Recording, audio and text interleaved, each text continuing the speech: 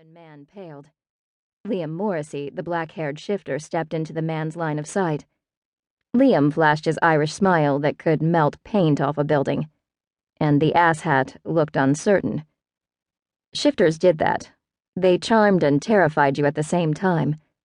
They could gaze at their prey with half-closed eyes, like animals dozing in the sun. The next moment, they'd be awake, alert, focused right on you, while your animal brain yelled at you to run, run, run. Shifters might wear collars, but they weren't tame, and they sure as hell weren't safe. Now then, lad. Liam moved around the man with his lanky grace and stopped a foot in front of Maria and a little to her right. This forced the human man to turn slightly, moving his line of attack away from Maria. Ellison adjusted so that he was now half behind the human and half on his left side, a position from which he could grab said man if he tried to go for Maria. Spike and Ronan moved in to cover any remaining gaps in the circle. Maria had seen the same tactics during her 3 years of absolute terror, living with a pack of feral shifters.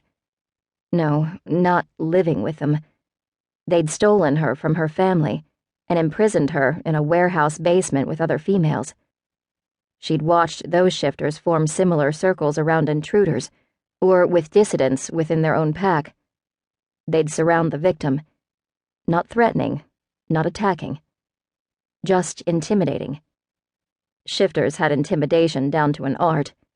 The shifters in Mexico had finished their circle of fear by killing the intruders and the dissidents. Maria had never seen the Austin shifters kill anyone, and they wore collars made to shock them if they grew violent. But she knew the potential for destruction was there. Something deep in the asshat's drunken brain knew it too. But he tried to brazen it out. "I'm not paying for shit." "Nor will you be," Liam said smoothly. His Irish lilt was musical and deep, despite 20 and more years living in Texas. "You'll leave this bar on the moment, and you won't be coming back again. Not ever, I'm thinking." He smiled when he said it. The smile of a lion who knows the gazelle is within paw's reach. Didn't hurt the lion to be nice to the gazelle. "You don't own this bar, you piece of shifter turd," the man said. "You can't throw me out or my friends. It looks like your friends have already left. Fine men they are, for deserting you, aren't they?" The man looked around, blinking when he realized he stood alone, surrounded by shifters. His friends, who'd been loud and obnoxious in the corner, had quietly walked out when Ronan had left his post. "Ellison," Liam said, looking over the asshat's head. "See that he gets out, will ya? I'll put you in charge of his safety. Spike, go with him." Ellison's grin flashed. It was a wolf's grin, matching the large gray wolf Ellison became when he shifted. He was a fine-looking beast, with silver-gray fur that shone in the moonlight, and a long-legged grace that went with his strong face. "I'd be happy to." Ellison returned his hand to the human's shoulder. No mistaking the flinch that time. "This way, son." "Stop calling me son."